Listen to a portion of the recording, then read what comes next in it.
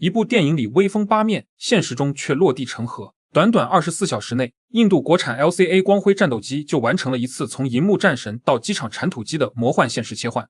一边是2月21日上映的印度大片 LCA 战机成功，迫使中国运20运输机放弃任务返航的剧情引爆网络。另一边是2月22日传来的一架 LCA 战机在训练中失控坠毁，全队停飞检查的冰冷事实。当虚构的胜利遭遇真实的坠毁，这场闹剧揭示的远不止电影的夸张，更是印度军工体系中那个难以忽视的系统整合黑洞。2026年2月22日，这架惹祸的 LCA 在完成日常训练返航时，于印度本土某空军基地降落阶段失控，飞行员虽成功弹射逃生，仅受轻伤，但战机在跑道尽头坠毁，机身结构严重损毁，初步评估已失去修复价值，只能就地报废。事故发生后，印度空军迅速下令停飞了所有约30架在役的单座型 LCA 战机，以便进行全面技术排查，边境一线的空中巡逻任务也因此陷入被动。讽刺的是，就在坠机事件发生的前一天，一部关于 LCA 战斗机拦截中国运20的热血电影才在印度国内上映，引发狂热的民粹讨论和媒体报道。在影片的艺术演绎下， LCA 仿佛成为了可以凭一己之力改写边境态势的神器，与现实中的频繁坠机和战备瘫痪形成了令人啼笑皆非的反差。这次坠机事件不仅是 LCA 光辉战机的第3次严重事故，前2次分别是2024年3月在拉贾斯坦邦附近坠毁，以及2025年11月在迪拜航展上进行飞行。表演时失控坠毁并导致飞行员殉职，更是将这个历经近40年研发，被视为印度制造骄傲的项目，其背后系统性的兼容问题推上了审判台。拼出来的国货之光为何频出兼容性 bug？ 从纸面配置看， LCA 战斗机的血统堪称豪华。它的心脏 F404 发动机来自航空巨头美国通用电气，这型中等推力发动机已经在 FA18 等多个成熟平台久经考验。它的金蝉脱壳保障、弹射座椅由以可靠性著称的英国马丁贝克公司提供，它的飞行大脑、飞控系统则是在法国达索公司的技术协助下完成研发的。然而，正是这些来自五湖四海的顶尖部件被拼装在一起后，却呈现出1+1小于2，甚至产生致命排斥反应的局面。事实上，在2024年3月的那次坠机事故中，经调查发现原因竟是美国制造的发动机燃油泵出现了故障。而2025年迪拜航展上的致命一摔，初步调查矛头指向了飞控系统与发动机之间在极限机动下数据配合失灵。这些问题本质上并非单一部件质量的原罪，而在于印度方面缺乏将不同国家技术标准、数据交换协议和设计逻辑深度整合成一个有机、可靠、稳定运行的整体系统的能力。不同厂家在设计之初都是围绕自家的核心系统和逻辑去优化匹配，一旦被组合到另一个集成环境中，就可能出现水土不服，产生原始设计中不存在的 bug。一位航空安全专家曾这样评论现代战机的集成：战机是一个复杂的系统工程，将来自不同国家的不同顶级部件整合成一个能协同作战的整体，远比获得单项技术要艰难。隔壁中国的经验与教训，体系兼容性是生死线。印度 LCA 所面临的系统性困境，并非没有前车之鉴。远在北方，同为单发轻型战斗机且长期依赖进口发动机的中国歼十，也曾有过血淋淋的教训。很长一段时间，歼十采用的俄罗斯 AL31FN 发动机与飞机本体存在类似的兼容隐患。AL31系列发动机在其原生平台苏3027这类双发重型战机上表现稳定，因为极少概率出现的轴承抱死故障，可以由另一台健康的发动机提供冗余保障。但这一极低概率事件转移到单发的歼十身上时，就变成了致命的系统短板。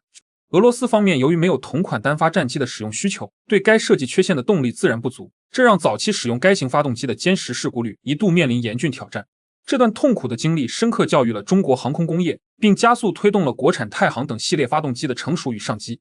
与 LCA 拼装机的本质区别在于，歼十在长期使用 AL31发动机的同时，其飞控、航电、雷达等全机大部分关键系统均实现了自主设计和国产化，这使得中国工程师对自己的平台拥有完全的代码级掌控力，能够针对特定问题进行深度挖掘和修改。这正是体系自主化带来的主导权，出了问题，知道自己从哪儿入手，也能自己动手去改。反观 LCA 光辉战斗机，其拼装模式虽然看似在技术上走了捷径，却留下了系统整合的深远隐患。印度空军列装的单座型 LCA 数量据估算仅为约32架，在其使用频率和训练强度远不如规模更大的枭龙等外国战机型的情况下，短短3年内连续3衰，其事故率之高已引发广泛忧虑。这如同一个拼图游戏，所有碎片都是精品，但却属于不同的名画，硬凑在一起，永远构不成一幅完整的流畅的画卷。现代战斗机作为人类工业设计的集大成者，任何微小的不协调都可能在高强度的飞行操作中被无限放大。3. 电影与现实折射出的大国焦虑与精神胜利法。印度军方和舆论为何对一部电影的虚构剧情如此追捧，甚至不惜让它与边境守护神的称号绑定？这背后是其挥之不去的军事大国梦与现实军工能力不足之间的巨大撕裂感。光辉项目始于上世纪80年代，最初设定的目标堪称宏大，要在性能上媲美甚至超越当时的国际3代机如 F-16，但数十年间技术基础薄弱、项目管理混乱等问题层出不穷，让服役日期一再推迟。到2020年前后 ，LCA 终于磨磨蹭蹭开始列装，却又因产能、可靠性以及实际作战性能等问题备受诟病。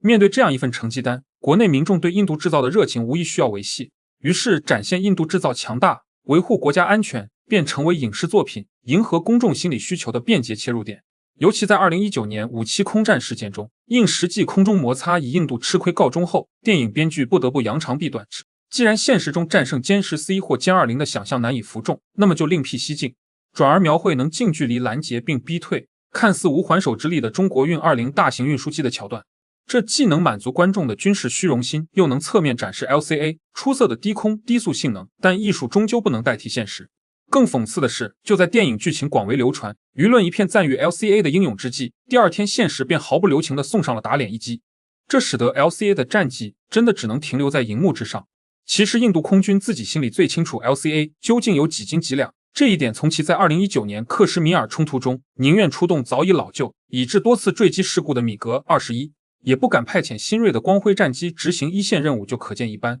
4. 大国的博弈，为什么拦截运20只是痴人说梦？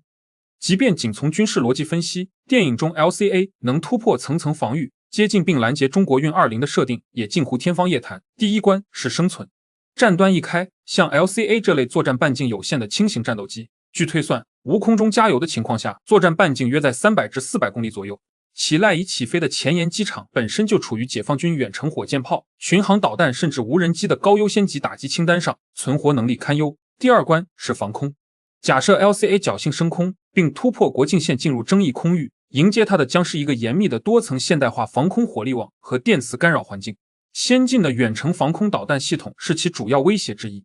第三关是发现与锁定，即使它能规避前两关进入理想空域，面对技术先进的运20 LCA 也未必能完成有效拦截。运20这类战略运输机在现代空战中绝非孤立无援的软柿子，它们通常会得到伴随护航的战斗机，如歼11、歼16乃至歼20和电子战飞机的全程掩护。更何况现代空中作战是体系对抗，在预警机和地面指挥所的协调下，中国的空中优势力量能够提前部署并驱离拦截目标。更关键的是，运20作为战略性装备，其飞行任务通常经过周密计划和严密保护，很难给敌方战斗机留下单机接近的机会。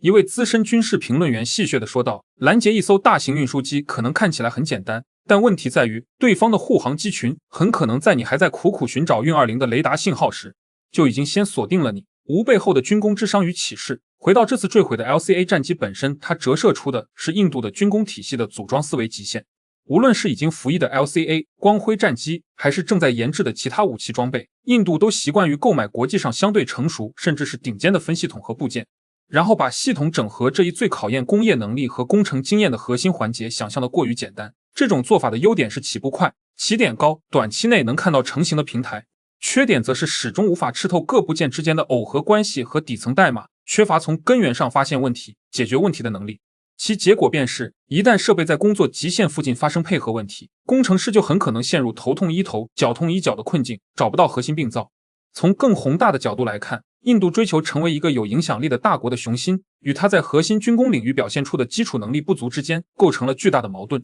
从 LCA 到阿琼坦克，再到维克兰特号航母，无数拖延、超支和性能未达预期的项目，都在消耗着国民对印度制造的信心。他们急于拥有一支可以媲美中国的国产装备力量，但科学的规律和工程的基本法则并不以人的意志为转移。这次现实世界里的 LCA 坠毁，恰如其分地给荧幕上臆想出来的大捷泼了一盆冷水。它告诫世人，军事实力的构建是一场马拉松，而非靠一两部电影特效镜头就能缩短的短跑。真正能支撑起一支强大空军的，是背后那个具备完整研发、生产、测试和整合能力的工业体系，是无数科学家、工程师们脚踏实地的技术积累和严苛的质量管理。相比之下，印度也许真正应该反思的不是如何在电影里歪歪获胜，而是如何才能在真实的工程图纸和车心刨模的车间里，造出一架能放心托付给飞行员生命的不轻易摔下来的国产战斗机。本期视频就到这，我是玉逍遥，感谢各位的收看，也请各位多多点赞、关注、转发下，谢谢。